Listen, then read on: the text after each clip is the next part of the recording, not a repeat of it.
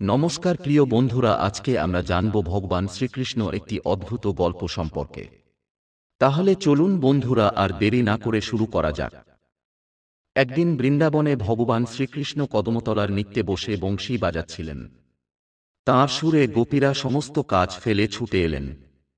শ্রীকৃষ্ণ সবার সঙ্গে হাসি আনন্দে কথা বলতে লাগলেন। কিন্তু হঠাৎ শ্রীকৃষ্ণের মন খারাপ হয়ে গেল। তিনি ভাবলেন, আমার সুর সবাই শুনতে পায়, কিন্তু বৃন্দাবনের পশু পাখিরাও তো আমার প্রিয়।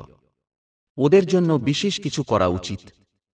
তিনি চোখ বন্ধ করে বংশী বাজাতে শুরু করলেন, কিন্তু এবার সেই সুর মানুষের কানে শোনা যাচ্ছিল না। কেবল বৃন্দাবনের গাছ, ফুল, পাখি, হরিণ, গাভী, এদের জন্যই সেই সুর বেজে উঠল। গোপীরা আশ্চর্য হয়ে বলল, কৃষ্ণ, তোমার বংশীর সুর গেল কোথায়? আমরা তো শুনতে পাচ্ছি না। শ্রীকৃষ্ণ মৃদু হেসে বললেন, আজকের সুর শুধুই বৃন্দাবনের প্রকৃতির জন্য।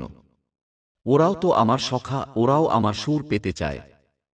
গোপীরা বিস্মিত হয়ে দেখল, সেই বংশীর অদৃশ্য সুরে বৃক্ষেরা দুলছে, ফুলেরা আরো ফুটছে, পাখিরা মধুর সুরে গাইছে, বাতাসে এক অদ্ভুত স্নিগ্ধতা ছড়িয়ে পড়ছে।